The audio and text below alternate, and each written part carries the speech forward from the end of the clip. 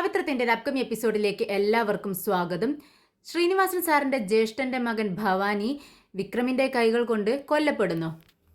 ഈ ഒരു സത്യം വിക്രമിനും ശ്രീനിവാസൻ സാറിനും മാത്രമേ അറിയാത്തുള്ളൂ. അതുകൊണ്ട് തന്നെ ശ്രീനിവാസൻ സാറും വിക്രമും ഇപ്പോൾ ശത്രുക്കളാണ്.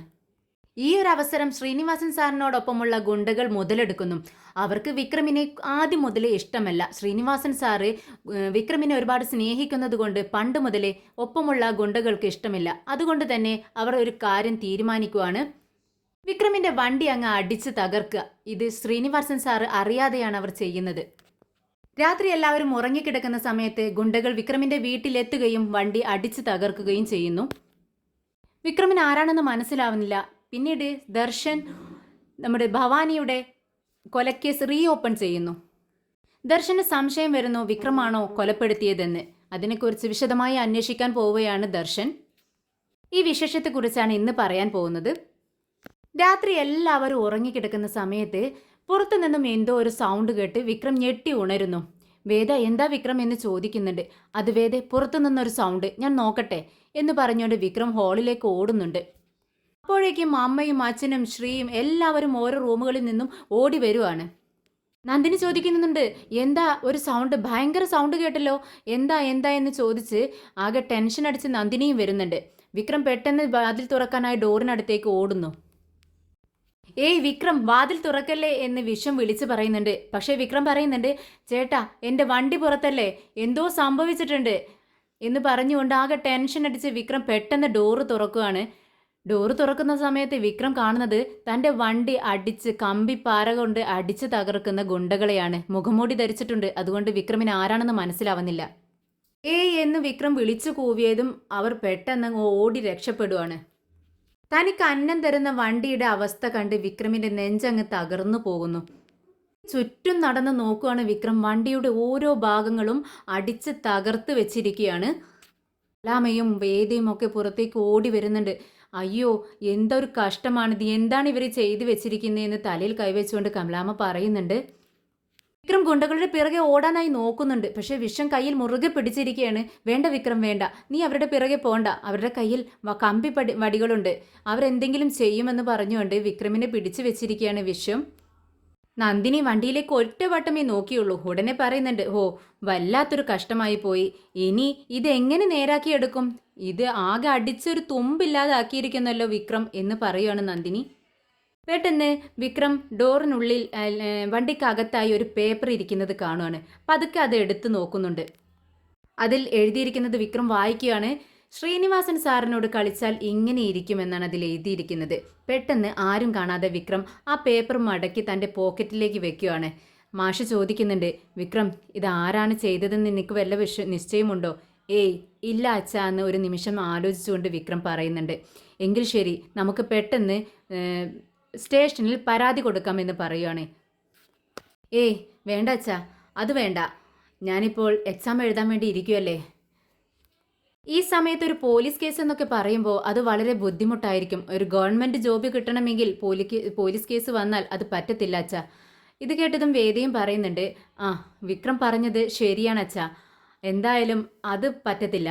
അപ്പോൾ വിശ്വം പറയുന്നുണ്ട്, അല്ല അങ്ങനെ കേസ് കൊടുത്തില്ലെങ്കിൽ നമുക്ക് ഇൻഷുർ കിട്ടത്തില്ലല്ലോ വിക്രം, ഈ വാഹനം നേരാക്കി എടുക്കണമെങ്കിൽ ഒരു അത്യാവശ്യം കാശ് വേണ്ടിവരും, എല്ലാ ഭാഗങ്ങളും അവർ അടിച്ച് തകർത്ത് വെച്ചിട്ടുണ്ട്. ഉടനെ വിക്രം പറയുന്നുണ്ട്, ചേട്ടാ അതൊക്കെ പോട്ടെ, എന്തായാലും കേസ് കൊടുക്കാൻ പറ്റത്തില്ല, എന്തായാലും ഇതിന് എത്ര ചിലവ് വരും എന്നൊക്കെ ഞാൻ നോക്കിക്കോളാം, എന്തായാലും പിള്ളേർ വന്ന് വർക്ക്ഷോപ്പിലേക്ക് കൊണ്ടുപോട്ടെ എന്ന് പറയുകയാണ്. ഉടനെ വിശ്വം പറയുന്നുണ്ട്, അച്ഛാ നിങ്ങൾ അമ്മയും വേദയും ഒക്കെ കൊണ്ട് അകത്തേക്ക് കയറിപ്പോയിക്കോളൂ, ഞാൻ ഇവിടെ നിന്നോളാം. വിക്രമും പറയുന്നുണ്ട്, പിള്ളേർ വന്ന് വണ്ടി എടുക്കുന്നത് വരെ ഞങ്ങളിവിടെ നിന്നോളാം, നിങ്ങൾ പോക്കോ എന്ന് പറഞ്ഞുകൊണ്ട് അച്ഛനെയും അമ്മയൊക്കെ അകത്തേക്ക് വിടുവാണ് വിക്രം. പക്ഷേ വിക്രം ആകെ തകർന്ന അവസ്ഥയിലാണ് നിൽക്കുന്നത്. വാഹനത്തിൻ്റെ കിടപ്പ് കണ്ട് അതിലേറെ വിഷമം, അതിനേക്കാളും വിഷമം വരുന്നത് ശ്രീനിവാസൻ സാറാണ് ഇത് ചെയ്തതെന്ന് വിക്രമിൻ്റെ മനസ്സിലേക്ക് പെട്ടെന്ന് അങ്ങ് വരുവാണ്. എന്തായാലും ആ ലെറ്റർ കണ്ടതോടെ ആകെ തകർന്നു പോയിരിക്കുന്നു. പിറ്റേന്ന് രാവിലെ തന്നെ വിക്രം രാജേട്ടനെ കാണാനായി വർക്ക്ഷോപ്പിലേക്ക് ചെല്ലുന്നുണ്ട്. വർക്ക്ഷോപ്പിലെത്തിയതും വിക്രം പറയുന്നുണ്ട്, രാജേട്ടാ എന്തായി വണ്ടിയുടെ കാര്യമെന്ന് ചോദിക്കുകയാണ്. രാജേട്ടൻ പറയുന്നുണ്ട്, വിക്രം ആകെ നശിപ്പിച്ച് വെച്ചിരിക്കുന്നല്ലോ, ഒരു സംഖ്യയാവും ഇത് നേരാക്കിയെടുക്കുമ്പോഴേക്കും ക്യാഷിനപ്പം എന്ത് ചെയ്യും നീ എന്ന് ചോദിക്കുകയാണ്. വിക്രമും പറയുന്നുണ്ട്, അത് ശരിയാ രാജേട്ടാ, ഞാൻ കണക്ക് നോക്കിയപ്പോൾ 1,00,000 രൂപയെങ്കിലും വരും. 1,00,000 രൂപയോ? എന്താ വിക്രം നീ പറയുന്നതെന്ന് രാജേട്ടൻ ചോദിക്കുന്നുണ്ട്. അല്ല, ഇതിന് പിറകിലാരാണെന്ന് നിനക്ക് വല്ല പിടുത്തവും കിട്ടിയോ എന്ന് ചോദിക്കുമ്പോൾ വിക്രം പറയുന്നുണ്ട്, അത് ശ്രീനിവാസൻ സാറിൻ്റെ ആളുകളാണെന്നാണ് അവർ എഴുതി വെച്ചിരിക്കുന്നത്. ഒരു പേപ്പർ എനിക്ക് കിട്ടി, പതുക്കെ ഞാനതങ്ങ് എടുത്തു മാറ്റി. എന്നിട്ടാണ് നീ ഇങ്ങനെ മിണ്ടാതിരിക്കുന്നത്? പോലീസിൽ കംപ്ലൈൻറ്റ് ചെയ്യണ്ടേ എന്ന് ചോദിക്കുകയാണ്. എന്നാലല്ലേ നമുക്ക് ഇൻഷുർ കിട്ടത്തുള്ളൂ എന്ന് പറയുന്നുണ്ട്. 1,00,000 രൂപയൊക്കെ നമുക്ക് എവിടുന്ന് എടുക്കാനാ വിക്രം? നമുക്ക് അതാണ് നല്ലതെന്ന് പറയുന്നുണ്ട്. പക്ഷേ വിക്രം പറയുന്നുണ്ട്, അത് ശ്രീനിവാസൻ സാറിൻ്റെ ആളുകളാണ് ചെയ്തിരിക്കുന്നത്, എനിക്ക് ഉറപ്പാണ് വിക്രം രാജേട്ടാ. പക്ഷേ ഇക്കാര്യത്തിൽ സാറിന് ഒരു പങ്കുണ്ടാവില്ല, അതെനിക്ക് ഉറപ്പാ. ഇങ്ങനെ മറഞ്ഞിരുന്ന് ആക്രമിക്കത്തില്ല ശ്രീനിവാസൻ സാറ്. എനിക്ക് നേർക്ക് നേർ വന്നിരിക്കും അദ്ദേഹം. അതുകൊണ്ട് എനിക്കിതിൽ വളരെ ഡൗട്ടുണ്ടെന്ന് പറയുകയാണ്. ശരി, നമുക്കത് അന്വേഷിച്ചറിയാം. അതൊക്കെ പോട്ടെ, നിങ്ങൾ വണ്ടി പെട്ടെന്ന് നേരാക്കിയെടുക്കാൻ നോക്കണം.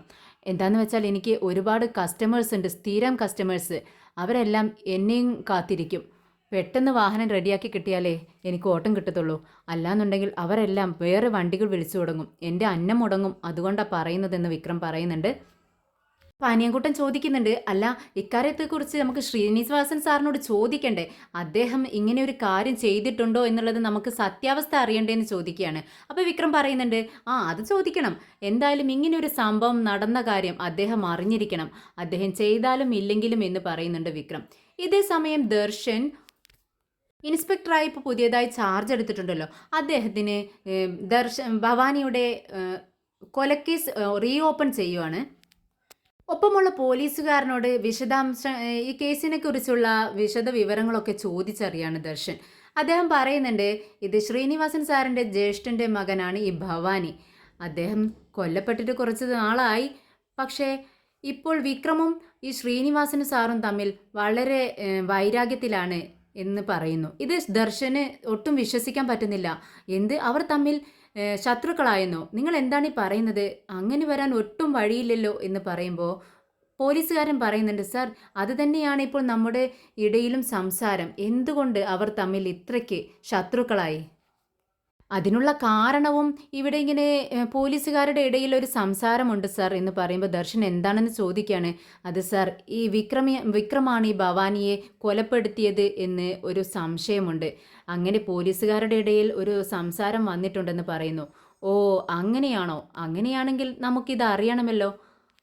എന്തായാലും ഈ ഭവാനിയുടെ സുഹൃത്തുക്കളെ പറ്റിയും അദ്ദേഹത്തിൻ്റെ ശത്രുക്കളെ പറ്റിയുള്ള വിവരങ്ങൾ എനിക്ക് എത്രയും പെട്ടെന്ന് തന്നെ തരണമെന്ന് പറയുമ്പോൾ പോലീസുകാരൻ പറയുന്നുണ്ട്, സുഹൃത്തുക്കളെ പറ്റിയുള്ള ഇത് നമുക്ക് കിട്ടാൻ ബുദ്ധിമുട്ടാണ് സാർ, പക്ഷേ ശത്രുക്കളെ പറ്റി വിവരങ്ങൾ കിട്ടാൻ വളരെ എളുപ്പമാണെന്ന് പറയുന്നുണ്ട്. അങ്ങനെ ദർശന് കുറേ നാളുകളായി ഈ സംശയം ഉടലെടുത്തിട്ട് ഈ ഭവാനിയെ കൊലപ്പെടുത്തിയത് വിക്രമാണെന്ന് ദർശൻ്റെ മനസ്സിലും ഇങ്ങനെ ഒരു സംശയമുണ്ട്. എന്തായാലും ഈ കേസ് താൻ തെളിയിക്കുമെന്ന്, തൻ്റെ കരിയറിലെ തന്നെ ഒരു മുതൽക്കൂട്ടാവും ഈ കേസെന്ന് നമ്മുടെ ദർശൻ അങ്ങ് ഉറപ്പിക്കുകയാണ്. രാത്രി ആയതും വിക്രം ഇങ്ങനെ ആകെ ടെൻഷൻ അടിച്ച് വീട്ടിലേക്ക് കയറി വരുവാണ്. എന്താ വിക്രം, എന്തായി എന്ന് ചോദിക്കുകയാണ് വേദ. അത് വളരെ ബുദ്ധിമുട്ടാണ് വേദേ, പക്ഷേ പെട്ടെന്ന് തന്നെ വാഹനം നേരാക്കിയെടുക്കാൻ ഞാൻ അവരോട് പറഞ്ഞിട്ടുണ്ട്. പക്ഷേ ക്യാഷ് അത്യാവശ്യമാണെന്ന് പറയുന്നു. അച്ഛൻ ചോദിക്കുന്നുണ്ട്, എത്രയാവും വിക്രം എന്ന് ചോദിക്കുകയാണ്. അത് അച്ഛ 1,00,000 രൂപയാവും എന്ന് പറയുമ്പോൾ എല്ലാവരും ഞെട്ടുവാണ്. 1,00,000 രൂപയോ എന്ന് നന്ദിനിയും ചോദിക്കുന്നുണ്ട്. 1,00,000 രൂപ കൊടുത്തൊന്നും ഈ ചപ്പടാച്ചി വണ്ടി നേരാക്കിയെടുക്കേണ്ട ഒരു കാര്യവുമില്ല എന്ന് പറയുകയാണ്. ഇത് കേട്ടിട്ട് ശ്രീജയ്ക്ക് ദേഷ്യം വരുന്നുണ്ട്. നന്ദിനി, നീ മിണ്ടാതിരിക്കുന്നുണ്ടോ? നീ ആവശ്യമില്ലാത്തത് സംസാരിക്കാതിരിക്കെ. പിന്നെ വിക്രമേ നമ്മുടെ വീട്ടിലെ ആളാ. അതുകൊണ്ട് വിക്രമിന് ഒരു ആപത്ത് വരുമ്പോൾ നമ്മളാണ് അവരുടെ കൂടെ നിൽക്കേണ്ടത്. എന്നിട്ട് നിന്റെ ഭർത്താവയുടെ വിനയൻ, അവൻ ഇന്നലെ അങ്ങ് പോയതല്ലേ? ഈ കാര്യങ്ങൾ അറിഞ്ഞിട്ട് ഇത്രയും നേരമായിട്ടും വീട്ടിലേക്ക് വന്നോ? എന്തെങ്കിലും അന്വേഷിച്ചോ എന്ന് ചോദിക്കുമ്പോൾ നന്ദിനി പറയുന്നുണ്ട്, അത് ശരി. ഇവിടെ പ്രശ്നങ്ങൾക്ക് ഒക്കെ ഉണ്ടായതിന് എൻ്റെ ഭർത്താവാണോ കാരണക്കാരൻ? എന്ത് പ്രശ്നം വന്നാലും അദ്ദേഹത്തിൻ്റെ തലയിലങ്ങ് കയറിക്കൊള്ളണം. എന്തിനാ അദ്ദേഹത്തെ ഇങ്ങനെ കുറ്റം പറയുന്നത്? ഇന്നലെ ഒരു സ്ഥലത്തിൻ്റെ കച്ചവടമുണ്ടെന്നും പറഞ്ഞ് അങ്ങ് പോയത് അദ്ദേഹം. ഇത്രയും നേരമായിട്ടും വിളിച്ചിട്ടില്ല. അതിൻ്റെ ടെൻഷനിലാണ് ഞാനിരിക്കുന്നതെന്ന് നന്ദിനി പറയുന്നുണ്ട്. എന്താ നന്ദിനിയുടെ ഈ അവസരത്തിനൊത്തുള്ള ഈ ഒത്തല്ലാത്ത സംസാരം കേട്ട് എല്ലാവർക്കും ദേഷ്യം വരുന്നുണ്ട്. പിറ്റേന്ന് രാവിലെ തന്നെ നമ്മുടെ രാധ അമ്പലത്തിലെത്തുന്നുണ്ട്. കൂടെ അവൾ സ്നേഹിക്കുന്ന പരമവുമുണ്ട്. അങ്ങനെ അവരവിടെ നിന്നും തൊഴുതിറങ്ങുവാണ്. പരമ രാധയോട് ചോദിക്കുന്നുണ്ട്, എന്താ രാധേ നിന്റെ മുഖം വല്ലാതിരിക്കുന്നത്? ഏയ് ഒന്നുമില്ല. അല്ല വീട്ടിൽ വല്ല പ്രശ്നമുണ്ടോ? വീണ്ടും അമ്മ വേറെ വല്ല വിവാഹവും നിനക്ക് ആലോചിച്ചോ? അതുകൊണ്ടാണോ നിനക്കിങ്ങനെ വിഷമമെന്ന് ചോദിക്കുന്നുണ്ട്. അപ്പോൾ രാധ പറയുന്നുണ്ട്, ഏയ് അതൊന്നുമല്ല. പിന്നെ നീ എന്താ വിവാഹത്തിന് സമ്മതിക്കാത്തത്? എന്താ പ്രശ്നം? അവനെ ആലോചിച്ചുകൊണ്ടിരിക്കുകയാണോ നീ ഇപ്പോഴും? എന്തിനാ രാധേ നീ അവനക്ക് നിന്നെ വേണ്ട. പിന്നെ നീ എന്തിനാ ആ വിക്രമിനെ ആലോചിച്ചിങ്ങനെ നിന്റെ ജീവിതം നശിപ്പിച്ച് കളയുന്നത്? ഏയ് അതൊന്നുമല്ല. എൻ്റെ മനസ്സിൽ അവനിപ്പോൾ ഇല്ല. പിന്നെ എന്താ പ്രശ്നം? ഞാൻ വിവാഹത്തിനൊക്കെ ഇപ്പോൾ റെഡിയാണ്. ആണോ? നീ വിവാഹത്തിന് റെഡിയാണോ? അപ്പം നീ അവനെ മറന്നോ? ആ, ഞാൻ അവനൊക്കെ എന്നേ മറന്നു കഴിഞ്ഞു. പക്ഷേ ഞാൻ വിവാഹം കഴിക്കണമെങ്കിൽ എൻ്റെ മനസ്സിലുള്ളൊരു കാര്യം അത് നടന്നതിന് ശേഷം മാത്രമേ ഞാൻ ആ വിവാഹം കഴിക്കത്തുള്ളൂ എന്ന് പറയുകയാണ്. ഇത് കേട്ടതും പരമ ചോദിക്കുന്നുണ്ട്, അതെന്താ ആ ഒരു ആവശ്യം? കേൾക്കട്ടെ. അത്